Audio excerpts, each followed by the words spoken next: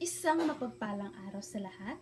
Ako si Jameline Almancinero, isang mag-aaral na nagmula sa WEMS Ipil, ang inyong mananalumpati sa araw na ito.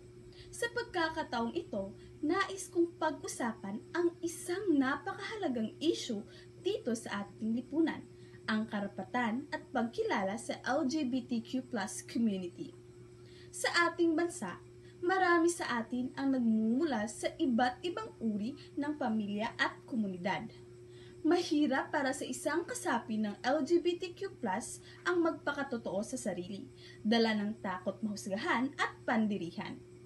Hindi maipagkakailang mayroong mga kapatid, kaibigan at kapitbahay na bahagi ng LGBTQ+ community.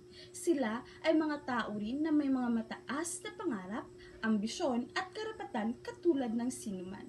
Ngunit kahit na tayo ay nasa ika-21 siglo na, hindi pa rin lubusang tinatanggap at nirerespeto ang mga karapatan ng LGBTQ+ sa ating lipunan. Bilang mamamayan ng bansang ito, tungkulin nating itaguyod ang pagkakapantay-pantay at respeto ng lahat ng tao, anuman ang kanilang kasarian, oryentasyon sa buhay, o kung saan man sila nagmumula. Ang pagtanggap sa LGBTQ+ community ay hindi lamang tungkol sa pagbibigay ng karapatan, kundi pati na rin sa pagpapalakas ng ating lipunan sa pamamagitan ng pagkakaisa at pagkakapantay-pantay. Dito, inaalis natin ang isang malaking harang upang pagbuklurin ang isang bansa nang hindi nahihiya at taas noong ibandila ang tunay na kasarian.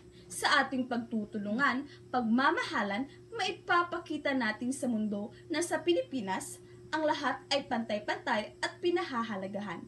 Mabuhay ang LGBTQ+ community. Mabuhay ang Pilipinas. Maraming salamat.